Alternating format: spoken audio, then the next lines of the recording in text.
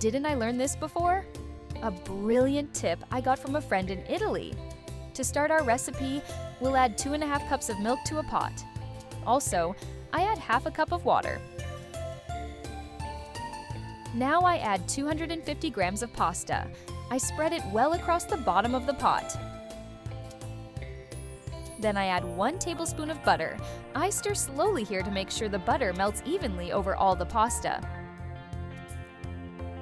Then I add 1 teaspoon of salt, half a teaspoon of black pepper, and 1 teaspoon of paprika.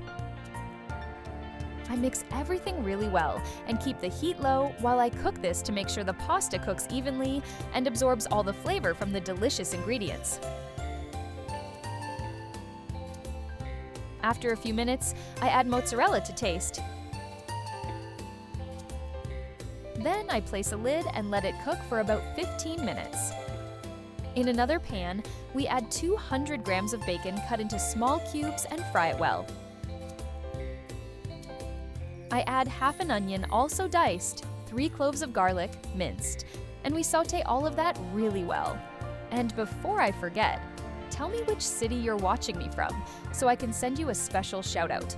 Today's shout-out goes to Andrew Miller from San Antonio, Texas. I'm so happy you're enjoying our recipes.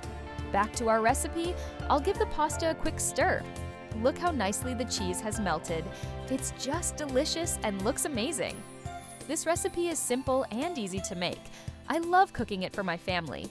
Try it at home and let me know what you think.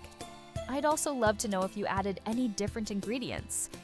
With these right here, I'm sure it's already super tasty.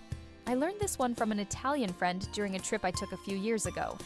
He invited me to dinner at his house and started cooking like it was the easiest thing in the world, and I just stood there watching. I asked him for every detail because the smell completely took over the kitchen. When it was done, the presentation looked like a restaurant dish, but made right there, at home, with super simple ingredients. Since then, I never stopped making it. And the funniest thing is that every time I prepare it here, the reaction is always the same. Everyone wants to know how it's made and where I got the idea.